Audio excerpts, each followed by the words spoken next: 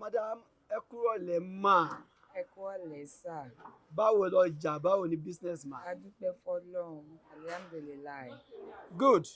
Madam, the last time tá bá yín sọ̀rọ̀, inú wa dùn pé ẹ receive wa pẹ̀lú ìdùnnú àti ayọ̀. Ìyẹn ló fún wa ní privilege láti wá again wípé ká wá bá yín sọ̀rọ̀ again. Ẹ ṣé gan.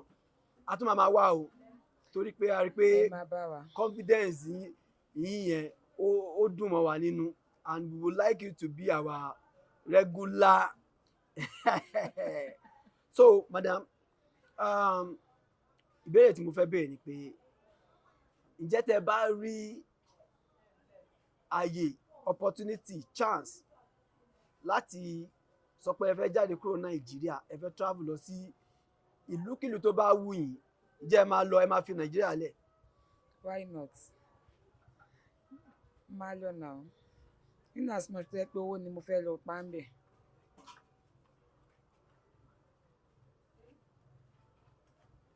Kí ni ìdí tẹ́ ṣe máa fi ìlú yín lẹ̀, tẹ́ máa ní pé ẹ fẹ́ lọ pa owó ní ìlú mi?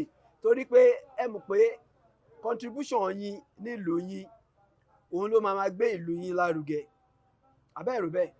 Ìlú ò rọgbọ̀, ìlú ò rọgbọ̀.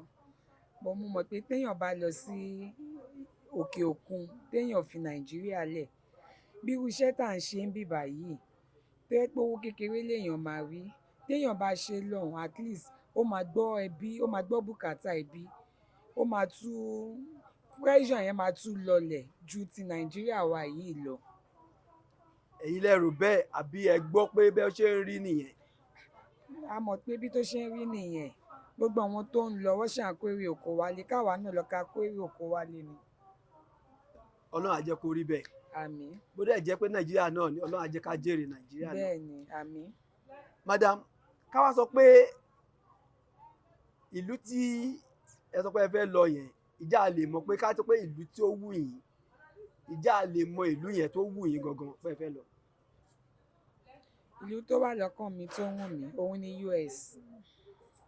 United States of America. Kí ni ìdí tó ṣe jẹ́ pé US wù yín? Ìlú yẹn ìlú ìfọ̀kànbalẹ̀ ni. Nàìjíríà náà ìlú ìfọ̀kànbalẹ̀ ni o. K'Ọlọ́run fi gbogbo wa lọ́kàn balẹ̀. Àmín.